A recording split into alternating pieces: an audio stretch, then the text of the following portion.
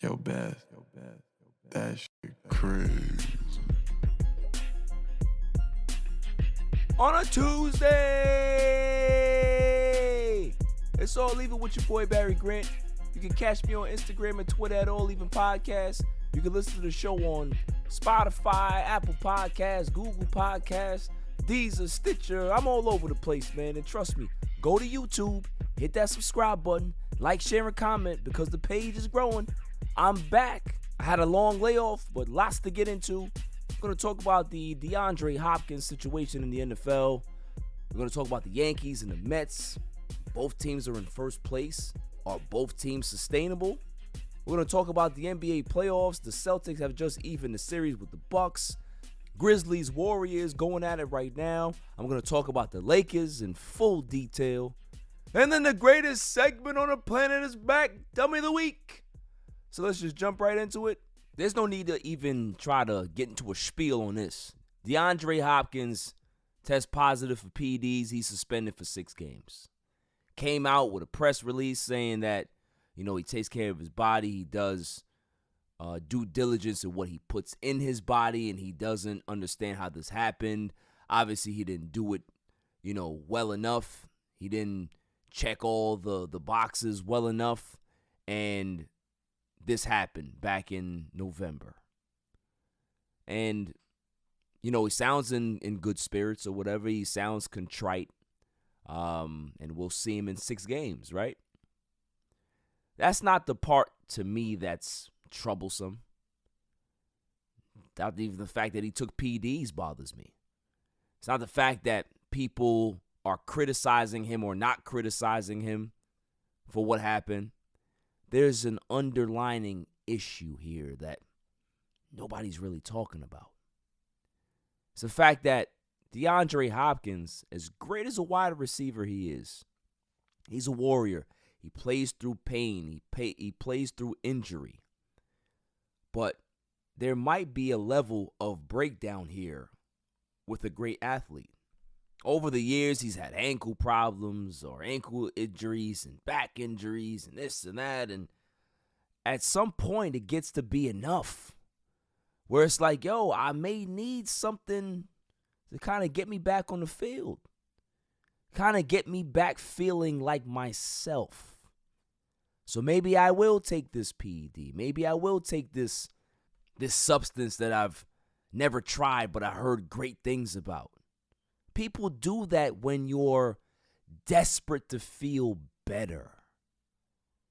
It's kind of like what addicts go through sometimes, where they'll just try any substance to make the pain go away. You've heard that.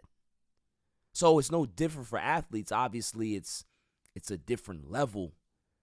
But these dudes are in pain. These dudes are trying to get back to a level where they can be productive on the field. Him signing that big contract with the Cardinals is a very big deal because that cracked the door open for all of these big contracts we're seeing. Devontae Adams, Tyreek Hill. This is what we're seeing now because DeAndre was the one that cracked that seal. But what a lot of people don't talk about with athletes is that when they get that big contract, they feel a lot more pressure to try these things and take these risks just to get back on the field or to make sure that their performance is at an all-time high level to warrant that contract that they got. Alex Rodriguez did it. Others did it. So it's multi-layered here that I see an athlete that might be desperate to maintain his status as a great receiver, one. But I also see a guy that might be really, really in pain and breakdown physically, and he's trying to get back that way too.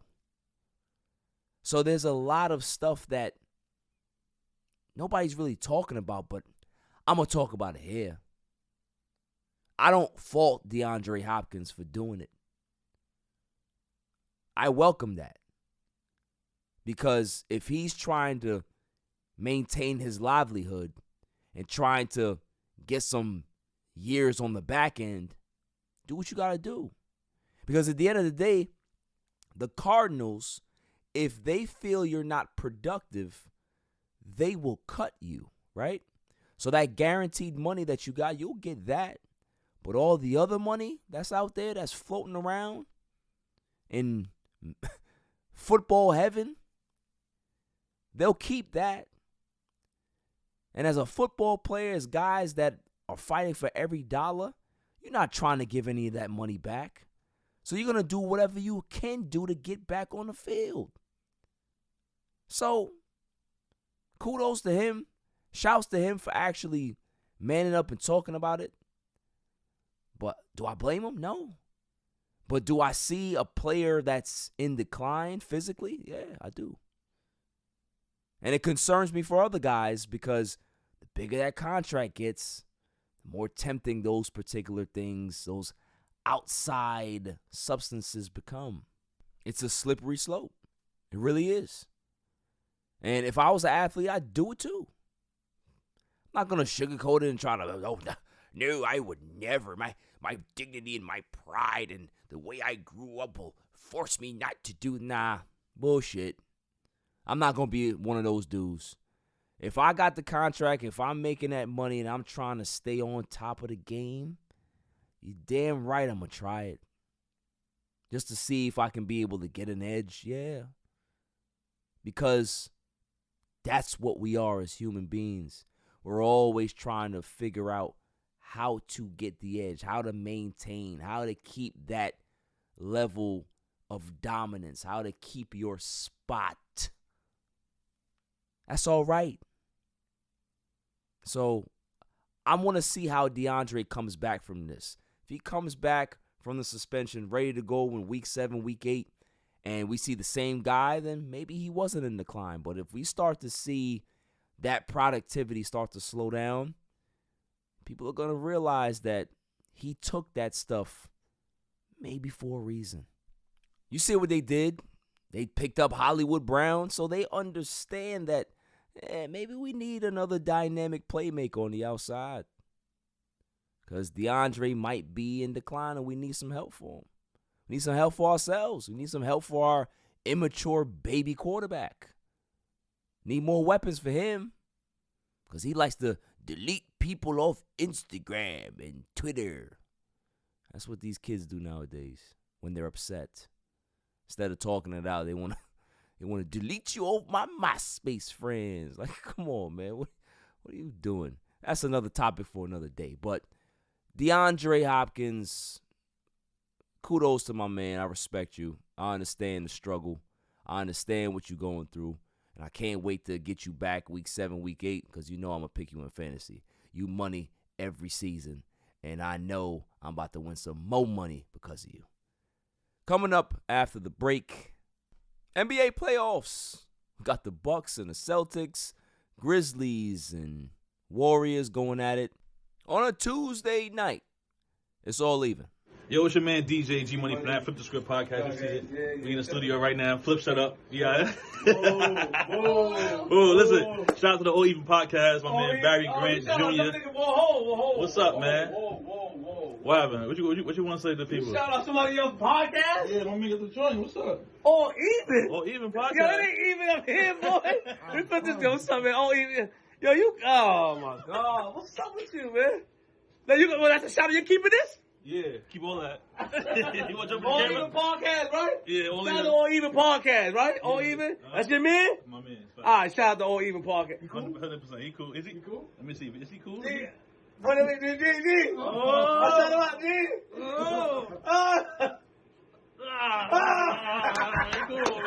He cool, man. Welcome back, y'all. So, the Celtics blow the doors off the Bucks in Game 2, 109-86. Jaylen Brown had 25 in the first half. He was hot. Celtics were knocking down everything. Bucks couldn't figure anything out. You know, Jaylen Brown made Grayson Allen touch earth, and then smiled at Brown like, "Hey, you got me there, bud." Of course he got you. You over here touching asphalt, getting mad dirt on your jersey, trying to guard an all-star. What's wrong with you, man? What's wrong with you? You're an embarrassment to Duke University. You're an embarrassment. All right? I'm going to forget that you went to Duke. I'm going to forget it. But, can the Bucks be able to rally and figure it out? This is going to be a knockdown, drag-out series. You got the Celtics, who are a great defensive team. They know how to isolate guys. I think they're going to allow Giannis to do what Giannis does. Get your big numbers, your 35 and your 17 rebounds.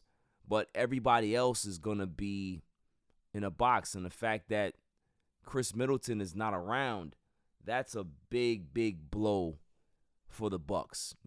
Chris Middleton is a guy that can be able to take over a game himself. When Giannis is not having a good night, or if Giannis is on the bench, Middleton can be that number one guy and hold you down for a quarter or two.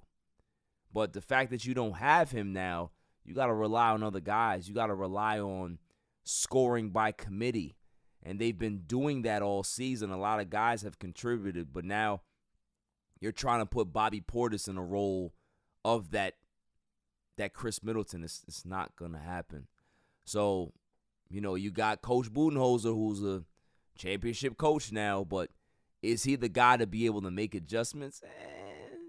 I don't think so. He's never made adjustments before, and his old ass ain't going to start now. So we'll see what happens, but, the Celtics had a great game plan.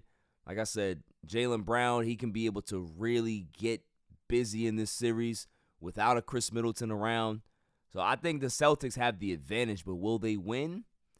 We're going to see. We're going to see how Game 3 pans out, because it's definitely going to be interesting. You got the Bucks going back home now for Games 3 and 4, so it's going to be a real barn burner. That place gets loud. It's one of the loudest buildings in the NBA. That crowd is phenomenal. They support their team. They're behind their team. So it's going to be tough for the Celtics to get 2 in that building.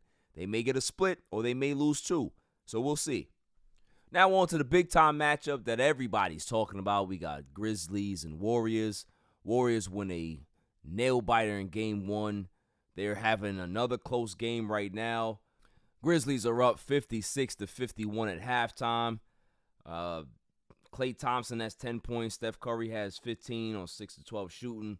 We got Jordan Poole, 3-7 shooting, 8 points, so he's not lighting the world on fire today right now. He does have the tendency to get smoking hot, so we'll see what happens. But for the Grizzlies, Ja Morant's hot, 7 for 12 for the field, 23 points. So he's doing what he has to do and dominate the point guard position. The point guard, what I call him. Jalen Jackson, he has 12 points. The fact that they have Dylan Brooks not in the game this game because he got ejected early, that hurts them, but everybody else has to step up. So, we'll see what happens, man. But this series is very interesting because you have 2 high-octane offenses. You have 2 great point guards. You have a great supporting cast. You got good bench. You got good coaching on both sides, although I give Memphis the nod. I love Taylor Jenkins. I think he's a great young coach, so shouts to him. We all know what Steve Kerr does. Whatever. But this definitely is a series that I'm really interested in seeing. I think that the Grizzlies are the better team. Do I think that the Grizzlies will win the series? Well, it all depends on how they play, how they are able to adjust quarter to quarter. They are the better team, but we're going to see how that goes, man. Ja Morant is really going to have to play on both sides of the court, and they're going to have to make sure that they keep Jordan Poole in check. The kid is having a phenomenal season. He's having a good playoff so far, so if you can be able to, hold the third Splash Brother down, I think you'd have a chance to really, put a stranglehold on the series if you're the Memphis Grizzlies. For the Golden State Warriors, you got to hit shots. Right now, I think they're shooting like 42% from the field. They're not shooting that great from 3, 22%. I think they only made 4 threes in the first half. So the fact that they're only down 5 points, shooting so bad, that should give the Warriors some confidence going into the second half that they can be able to make some adjustments, get some reads, hopefully knock down some shots, and steal another game in Memphis and go back home. So, it's definitely, the way basketball works, man, is that sometimes bounces go your way and sometimes they don't. But you can be able to learn from those ones that don't go your way, and you can apply it to the next quarter or the next possession or the next game. So we're going to see how Steve Kerr adjusts. We're going to see how Clay and Curry and Poole and Toscado Anderson and all these guys, how they respond in the second half of this game. But I can promise you, Steph Curry ain't going to be talking no mess this game, talking about he locked up Ja. You don't lock up no Ja, especially no Steph Curry. I've never seen Steph Curry play no defense in his life. Talk about lock anybody up. Who you locking up? Who? Maybe Seth? Maybe Dell at this age, you lock them up. You ain't locking up no NBA guards at this level. Not doing it. Not doing it. But, there's no drama in this game right now. There's no drama with the game 2 with the Celtics and the Bucks. That was a beating from start to finish, pillar to post beating is what I call that. The drama lies in Los Angeles, y'all, like it always does. I've been gone a long time, since late January, but I've seen everything. I'm paying attention to everything. I see what's going on, and I don't like it. Because I've said on this show back in August or even before that, don't trade for Russ. Bad things will happen. I said that when they got Dennis Schroeder, put him on the bench, because if you put him in the starting lineup, you're going to have issues because he's an egomaniac. I've said these things that fall on deaf ears. Jeannie, you need to start to listen to me. Don't listen to Magic.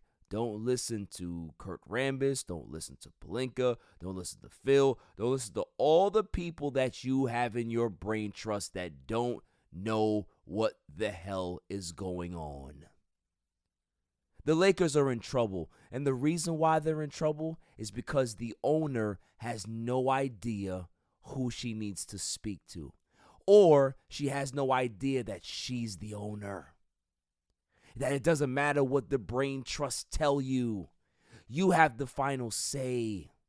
So when they tell you, hey, Jeannie, maybe we don't need to sign Caruso back because of cap penalty purposes, you're supposed to look at that person and say, was Caruso on the championship team? Did he start the game 6 that kind of switched that game around and led us to blow the Heat out and win the championship in the bubble? Was it that guy that started in that game? Yeah, sign him. I don't care what the paycheck is. I don't care what the penalty is. We're the Lakers. We don't care about penalties. We make that type of money in sock sales for the year. You kidding me? This is a team that's talking about pinching pennies and worrying about luxury tax when you just got over $100 million deal to rename your building. Just take off the staples and put Crypto Arena on it. This is the team that we're talking about that's penny pinching on a roster with 2 bona fide top 10 players that are in win now mode. You penny pinching? That's the problem. That's the problem here. And then you got Kurt Rambis, who's supposed to be the consultant for the coaches. Why? What has Kurt Rambis done in his career to get that title? Sit down with coaches and go over game plans? Have we seen Kurt Rambis coach at the next level, at this level? He was horrible. He was horrible with the Wolves, and that's why he never got a real opportunity again, because he was so bad.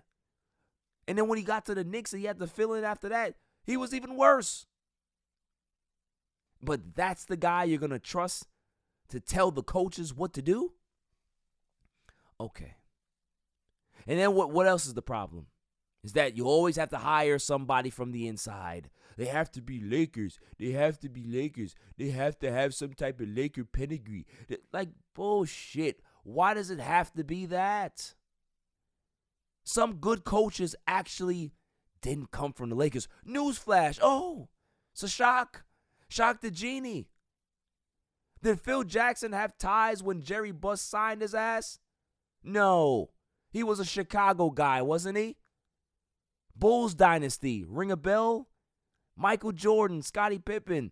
Yeah, you seen those guys on TV? That's who he signed. That's who he got to go coach his Lakers to 5 championships. Not, we got to make sure that they come from Laker lineage. What does that mean? What does it mean? Coming from Laker lineage now, what does it mean? Nothing. Because you have guys like Rob Pelinka in the front office. You have Kurt Rambis that don't know what the hell they're doing. They're putting this roster together. That's putting all these old-ass pieces on this team together. Because why? You made the decision to go get Russell Westbrook. No matter if LeBron James nudged you in that direction, you chose to pull the trigger at the end of the day. And then Jeannie Buss, well, I guess that's a good idea. No, it's not. Watch basketball. Maybe you'll understand what a good idea is. That's the person that I want to hear from as a Laker fan, Jeannie Buss. I don't want to hear from Rob Pelinka, who's going to gaslight me. I don't want to hear from Kurt Rambis, who never has an intelligent word to say. I don't want to hear from them. I want to hear from Jeannie. Because how a brain trust's supposed to work is that they say, hey, Jeannie, I think you should do this or we should do this, blah, blah, blah. Here's the game plan. Here's the strategy. They put out this big, nice spreadsheet of numbers and all this analytics and all that crap. And you can say, okay, that's great. But here's what we're going to do. And I don't care what you tell me. This is the final word. It's time for her to get out of the shadows of her father and stop living in that particular realm because she's not Jerry Buss at all. So try to have your own identity. That's all you need to do. That's all I'd like to see is some competence from my owner. It's getting ridiculous. This coaching search, they're doing things so unconventional. Everybody else does it the right way. You have all of these candidates that you have these guys on the list and then you eliminate, and then you have second and third interviews and you have a powwow and then you decide to pick your coach. No, not the Lakers. No, we're gonna go after people that are already hired. They're already coaching right now. Those are the guys we're gonna go after. Well, you have guys like Mark Jackson. Sam Cassell would be a great coach.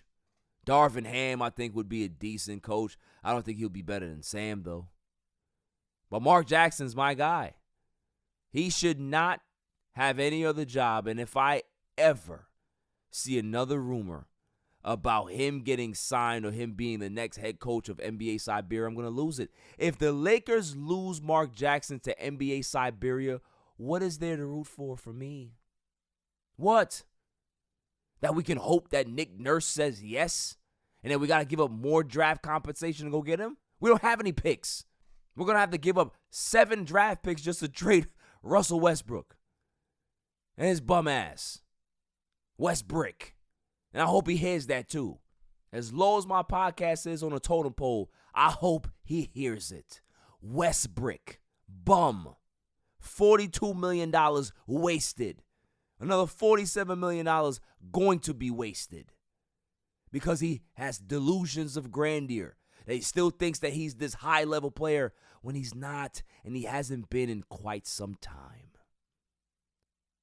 But this is the Lakers that we're dealing with now. Delusions of grandeur. Delusions of time past, of days of old when they were actually great. When they did things great, when they had smart people running the organization, when they had guys like Jerry West that they didn't ostracize and kick out of the organization, when he was actually building a winner. He was here. When Phil Jackson was left to be a coach and dominate with the great players that he had, it was Jerry Buss that allowed him to do that. You see what's going on here? So the fact that Jerry Buss is not here and we got this little gangly 1 championship since then, you think that everything is fixed and you know what you're doing? Any dumb owner can run into a championship as long as you got great players. That doesn't mean that you're a great organization. That doesn't mean that you're doing things great. That means that you just got lucky. And I'm a Laker fan that can say that. Because what I'm seeing now is a team that has no idea what they're doing, and they're floundering. They're grasping at straws. They're trying desperately to keep LeBron James happy. And that's fine, But guess what? If you don't know what you're doing, how are you supposed to keep anybody happy? So I'm going to sit here and watch this whole thing unfold and pray to the basketball gods that my owner wakes up one day and actually has some sense. Moving on. My issue with Baker Mayfield is that certain athletes are clueless. Certain celebrities, certain people of high stature have really poor self-awareness. They do. It's more like they've been told that they've been great their whole lives and they have no idea what it's like to fail.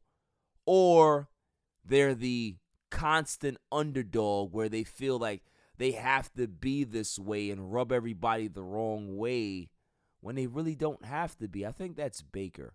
I think Baker just doesn't understand how to just chill, how to just be cool.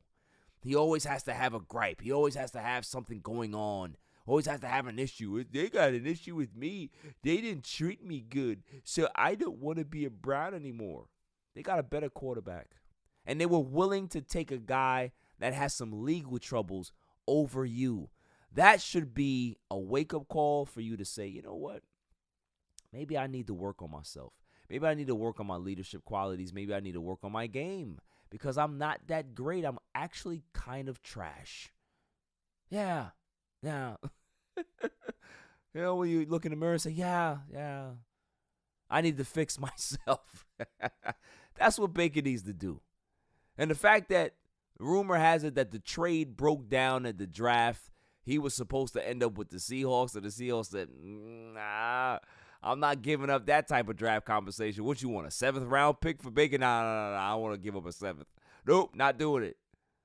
Like, that's where they are right now. So now the Browns are desperate to move him because they thought that they would have had a trade by now, and they got to move that $18.9 million deal, which is really, really funny. The fact that they have 2 quarterbacks now holding up a lot of change on that team. And what happens if they can't move it? They're going to have to cut them and eat it. It's funny. Do I feel sorry for the Browns? Absolutely not. Can't feel sorry for the Browns. The Browns. The hell do I care about the Browns? Ugly jersey, ugly helmets, ugly stadium, terrible fans. I don't care. But it's just funny to me how a guy that has been handed everything in an organization turns around and looks at them like they're the problem. It's interesting. That's like you getting mad at somebody that's mad at you. How about you find out why they're mad and try to fix it? No, you're going to get mad at me because I'm mad at you. So what kind of immature nonsense is that? Oh, well, they don't want me, so I'm... Hey, get out of here, dude. Just tuck your tail between your legs and go somewhere else. Work on your game. Work on yourself. Coming up after the break, Mets and the Yankees are both in first place. Which team is more sustainable than the other? I wonder. On a Tuesday night, it's all even. Welcome back, y'all. Mets and the Yankees got New York buzzing right now. Both teams are in first place. The Yankees have won 11 straight games. That deserves an applause, I'm telling you. So, yeah, they've been playing well. Aaron Judge, him and Anthony Rizzo have a combined 18 home runs and like 40 RBIs or something like that. They're doing their thing. They're leading their teams. They are mashing the ball. They're hot hitters right now, and they're just doing what they got to do. You know, this is a home run based team. It's home runs, and when they're hitting them, they can win a lot of games. When they're not hitting them, they can lose a lot of games. But the pitching staff is actually playing very, very well. They're pitching well. I think Garrett Cole's ERA is now to 3. He's gotten it going. Jordan Montgomery and Severino are pitching very well right now. So the Yankees are rolling. And the Mets on the other side of town, rolling as well in first place. They just took the doubleheader from the Braves today. I was there yesterday and saw the Braves acting crazy in that stadium. Those Braves fans are disgusting. Doing the chop and all that in city. Like, you don't do that in Queens. We don't do no chops in Queens, man. But I'm happy that we righted the ship today. Took 2 from the Braves. You know, we're in first place by a mile right now. Both teams are playing well. But the question is, who's more sustainable than who? Who has the formula to be able to maintain this throughout an entirety of a baseball season? I'm a Mets fan, so it might sound biased, but I think the Mets have more staying power than the Yankees. Here's why. The starting pitching, although we're missing Jacob deGrom, although you got Taijuan Walker who's in and out of the lineup, although we don't really know what Carrasco is going to give us, the fact that you have Scherzer, you have McGill, you have Bassett, those 3, and then you have deGrom coming back like you're getting a trade acquisition, that to me is sustainable. The offense, very balanced. You got power guys, you got contact guys, you got guys that can be able to get on base. That is balance, and that type of balance is going to allow you to be sustainable. Defense up the middle. I think the Yankees are really, really good up the middle defensively, but when you got a all-star Gold Glove shortstop, it makes everything else easy. Everything. So I think the Mets have more staying power.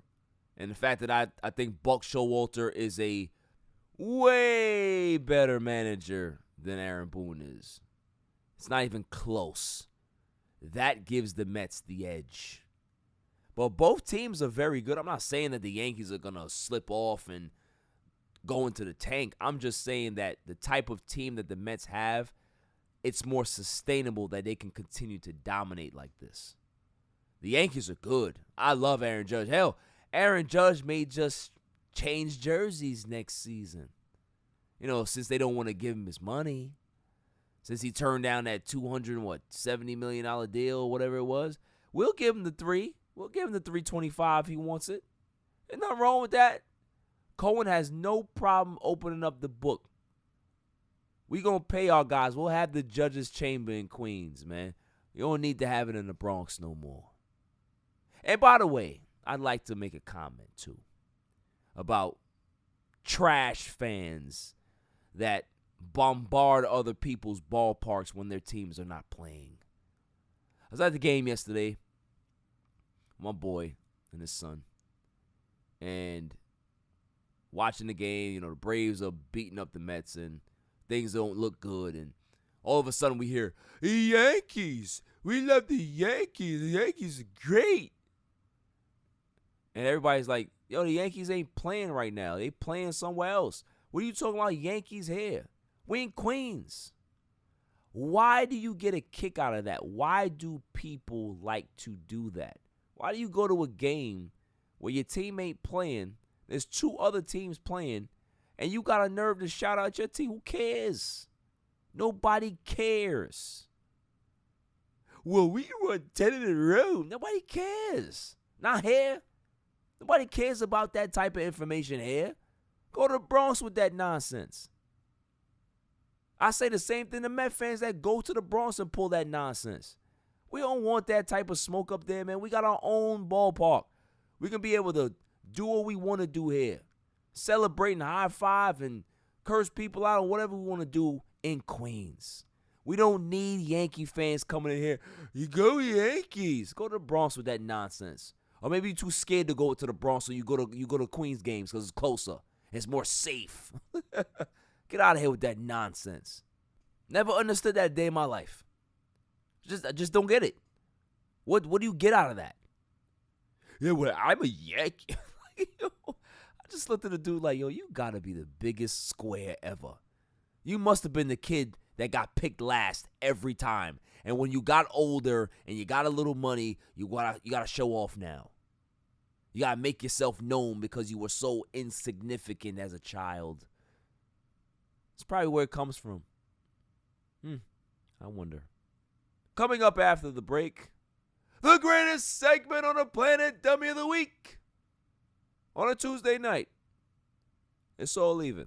This is 𝐤𝐤, gents and gals. Just want to give a shout out to All Even Podcast, the best sports podcast out there. Keep up the amazing work. Also check us out at 𝐤𝐤𝐠andGals.com. We're everyday apparel for cigar smokers. Let's get it. What's going on? What's up with you? It's your boy, the Candyman, the ALFRE to the D. It's your boy, Alfred from the Rap Lab Podcast. And it's the one and only True G. Just call me the QG from the Rap Lab Podcast. And you tuned in to All Even with Barry Grant. Boy, that shit crazy. Welcome back, y'all. So without further ado, the greatest segment on the planet, Dummy of the Week. We pick candidates on Tuesdays and Saturdays, and then we pick the winner on that Saturday show. So, I have been gone a long time, but Streets is watching. We always watching. And there's a candidate. It's definitely a candidate. May I have the drum roll, please? And the candidate is Jerry Jones and the Dallas Cowboys. The entire front office, the entire coaching staff, the entire scouting department, everybody that had something to do with one of the worst draft classes I have ever seen. The Dallas Cowboys and Jerry Jones are my candidate for. Because, ladies and gentlemen of the jury, let me get this straight. The Cowboys go bargain bazaar shopping in free agency. They never go crazy in free agency because that's not what they do. They live in the draft. They do things in the draft. They draft their own. They pay their own. Okay. So we wait until the draft and wait for some good talent to come off the board. And there's some good talent that's still left on the board. And here come the Cowboys at 24. And we're like, oh, are we getting the kid out of Iowa? Are we getting the tackle out of Iowa? No. We take the guy that holds the most in college football. That's the guy you get, a project. Then you get another guy who's maybe a third down rusher in Williams. Maybe not an every down guy. Another project. Then you get the wide receiver. Another project. Hands are not that great. Fundamentals are not that great. Can run a 4.4 though. Great, solid. All of these guys are just projects. And Jerry Jones had the nerve to pull up his draft card or his sheet and show the press and say, hey, look, we had these guys rated higher than the other guy. No, that just means that you're just dumb. That's what it means. You're just proving how stupid you are. And as Cowboy fans, we've been gaslighted for so long to believe that this man wants to win. He doesn't want to win. He just wants his face plastered all over every television on planet Earth. That's what he wants. And we're the dummies. We're the dummies for believing that he wants to win. He doesn't care. This draft just showed me he don't care. There's so many good players out there. He picked the worst ones. When Mel Kiper gives you a C+ grade in a draft, that means that he's really not trying to embarrass you, but a C+ is basically an F. That's how bad they were. Talking about these are all high risk picks. That's what Mel Kiper said with his crazy behind. High risk picks. Yeah. That's a Mel Kiper way of saying this ain't it, man. This ain't it. But of course, they're the ones that did it. And he's gonna go air out Stephen Jones. Yeah, Stephen Jones chose Taco. I chose Micah. I mean, nobody thinks that Stephen Jones is a competent man. This man didn't want to pay Lawrence in the offseason. He didn't want to pay DeMarcus Lawrence. And Lawrence had to call Jerry to get the contract done. So we ain't dealing with Stephen's cheap ass. We ain't dealing with him. Tightwad Stephen Jones. Get him out of here. But the fact that you're trying to gaslight your fans, gaslight the NFL, gaslight the reporters and talk about you had these dudes rated higher, craziness.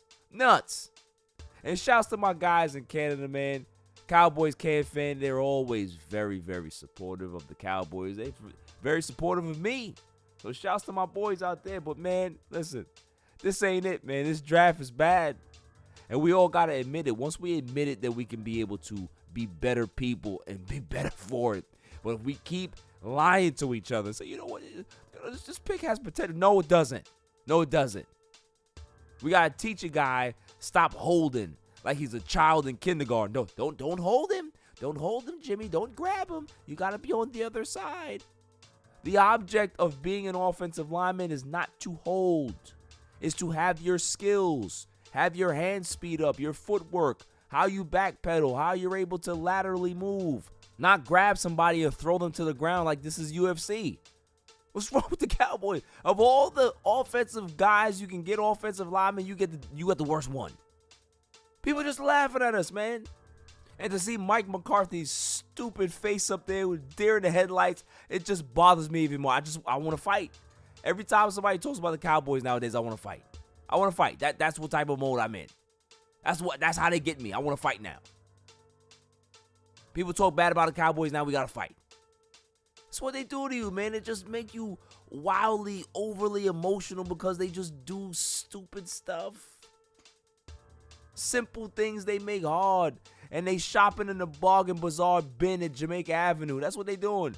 You know the nice Nike stores or the nice sneaker stores? Nah. They going to the bargain bazaar store with the barrel in the front trying to find 2 pairs of shoes. That's what they doing. I'm sick of it, man.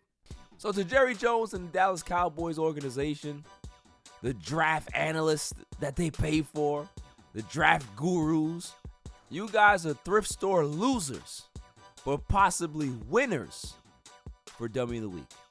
That's all for this show. See you guys on Saturday. Got some big changes coming up on the horizon, so look out for that for the All Even podcast. I wanted to end on this note. My mother passed in February, and, you know, she was my biggest supporter. And it's going to be very, very tough to go through life without my number one cheerleader and my best friend. But I had to come back because she wanted me to do this. She would always tell me how good I was and that I need to keep pushing on no matter how tough things got. And I was always a champion in her eyes. I was always the best in her eyes. You know, there's almost no words I can be able to put out there to numb the pain and erase the hurt and all the emotions that I feel. But doing this makes me happy. Doing this makes me feel like myself. And it took time to get back here. I took a while for me to just be able to sit here and have any words come out. And I got that sign from her, and that's why I was able to do this show today. So I always said to her that, you know, we got more work to do. We got more places to destroy and pillage. But I'll do the work now. I'll make you proud.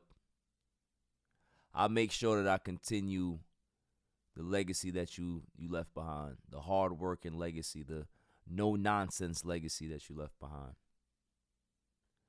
So until next time, tell your parents you love them. Always make sure that you appreciate the people that are in your life, that fight hard for you, and are always in your corner. Stay safe. Stay cool. Peace. My son is the champ, so get over it.